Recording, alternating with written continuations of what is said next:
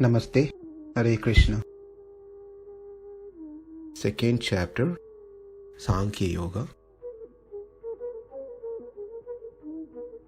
Text 21.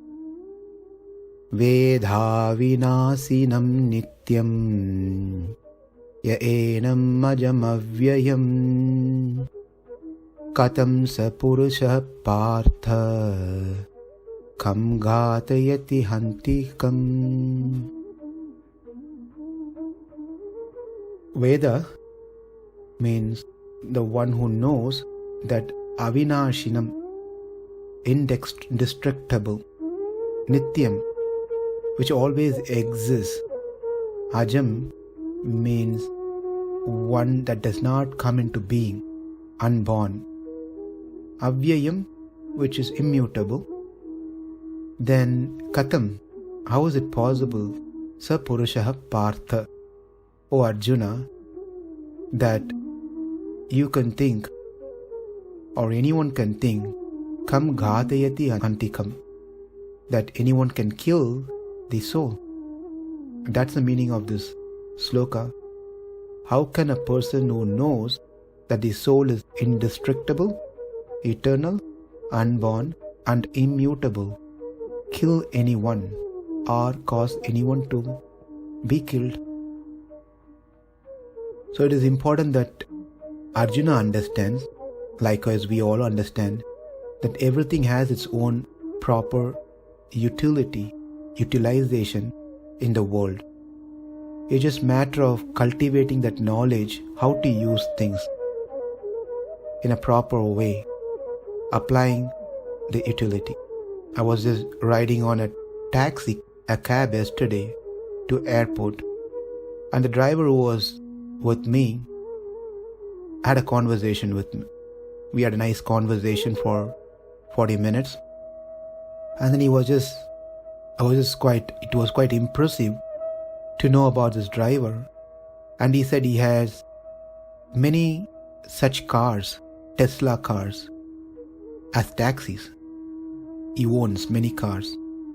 And also besides that, he also has his own business with many number of employees, video production business.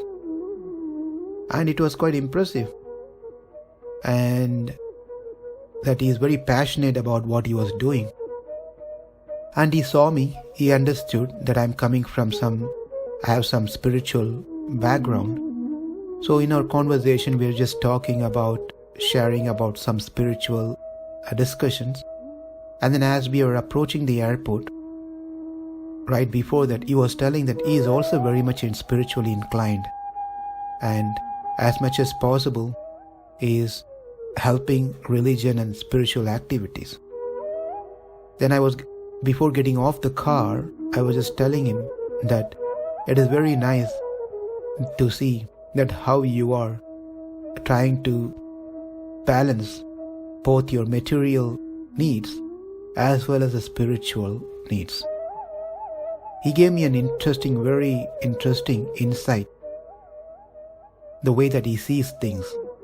That is, he said, well, thank you for that comment. What I am saying is, all my material pursuits that I am doing is to support my spiritual progress. Otherwise, I wouldn't be doing what I am doing materially. I really don't need any of these things.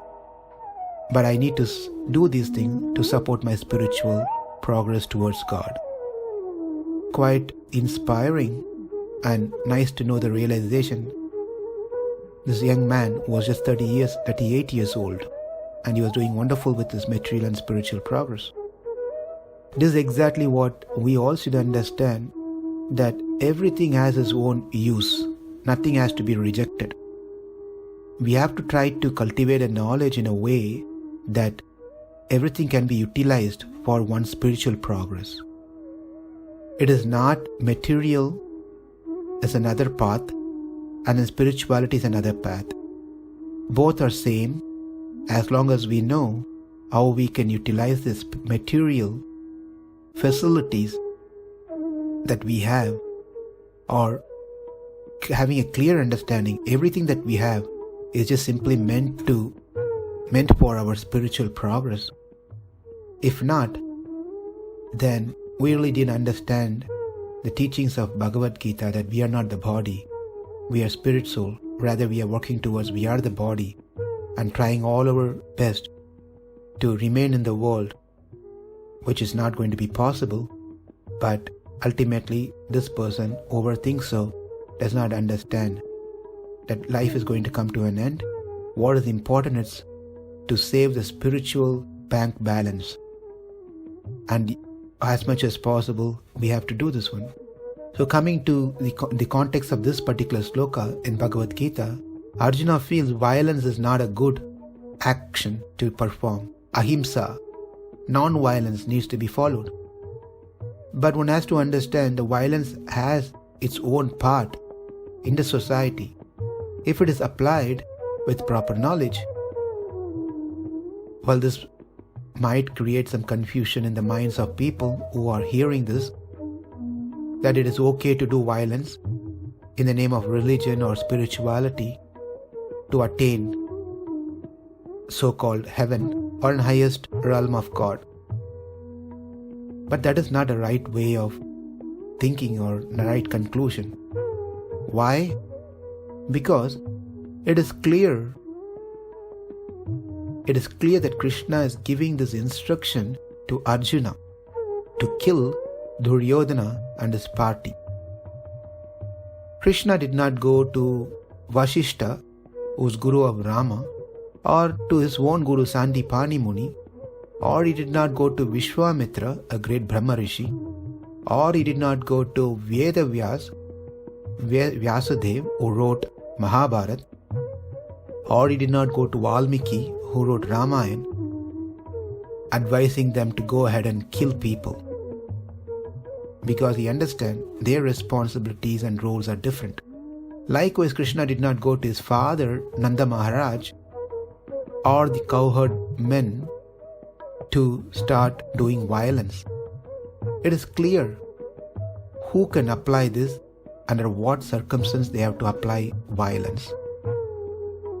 Therefore, one should feel that Gita is a literature not to encourage violence in society, but to remain everyone their roles and duties and responsibilities in the society, wherever they are situated in, to attain the highest purpose of one's life. Otherwise, it doesn't make any value at all. Vedāvināśinaṁ nityaṁ enam ajam avyayam kathaṁ puruṣaḥ Pārtha ghātayati hanti. Namaste. Hare Krishna.